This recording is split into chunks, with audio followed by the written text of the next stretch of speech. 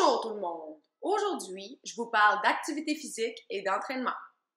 Parce qu'il paraît qu'il faut que je commence à évacuer mon stress et à le suer au lieu de l'accumuler.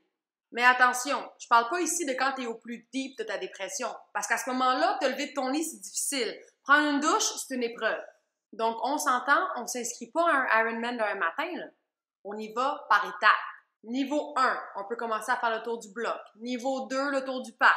Ça, c'est toutes des petites victoires que tu accumules et que tu mets ici dans ta petite poche. Ça, lentement, ça va te permettre de réaliser que c'est pas si pire que ça de bouger. On va se le dire, moi, personnellement, j'ai jamais été une fan d'activité physique. J'ai même une petite confession à vous faire. Ben oui, c'est beau, c'était moi la fille en éducation physique qui était assise sur le banc semaine après semaine parce qu'elle faisait croire qu'elle avait ses règles. Mais qu'est-ce que tu veux, j'aille ça, le ballon chasseur. C'est pour ça que je suis bien placée pour te comprendre, toi qui as toujours une bonne excuse pour pas bouger. Je les connais toutes. Donc, quand ma sœur a voulu m'obliger à aller au gym avec elle parce que supposément que ça allait me faire du bien, je pensais avoir trouvé l'excuse parfaite. Je n'étais pas équipée pour ça pantoute. Mais, heureusement pour moi, ma sœur en avait vu d'autres. Donc, elle est allée me dénicher des reliques. Le résultat, c'est un accoutrement qui semblait sortir tout droit des années 80. Mais pas le style qui revient à la mode, là. L'autre. Là-dessus, tu t'en mets. Ouais, j'ai dit pause. Faut être rendu assez stable psychologiquement pour pouvoir affronter la jungle du gymnase. Parce qu'on va se le dire, les premières fois qu'on va au gym, il n'y a personne qui est bien, là. Tu regardes autour de toi, tu as peur de te faire juger, tu sais pas où te mettre, tu sais pas quoi faire. Fait que moi, ma solution, je me suis dirigée tout droit vers le bar à jus. J'avais pas réalisé que c'est là que se tenaient les belles personnes. Oh! Bonjour les demi-dieux, prière de m'ignorer. Je sais pas pour vous, là, mais moi, le gym, ça me rend complètement parano. Je me sens observée, jugée et humiliée.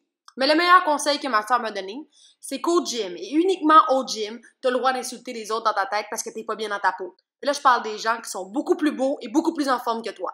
Exemple, tu vois une super belle fille en forme qui maîtrise parfaitement le leg curl.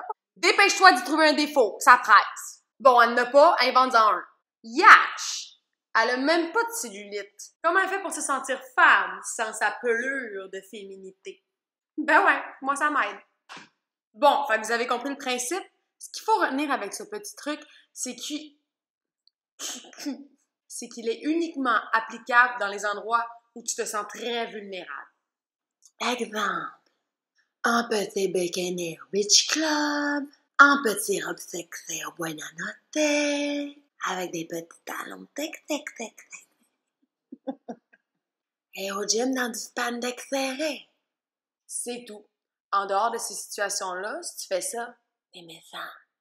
Donc, en conclusion, on s'entend que c'est pas facile de commencer à bouger, mais ça vaut vraiment la peine.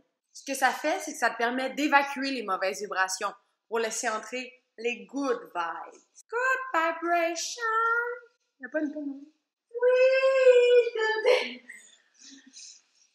Puis il y a un phénomène que je peux pas expliquer, mais qui fait en sorte que l'énergie, plus que t'en dépenses, plus que t'en as. C'est pas beau, ça? Fait que t'en donnes, t'en reçois. T'en donnes, t'en reçois. Sur ce, je vous souhaite une belle semaine à tous. Pour que tu me trouves plus belle quand tu me verras tout nu. J'ai perdu 20 kilos, t'en es-tu aperçu?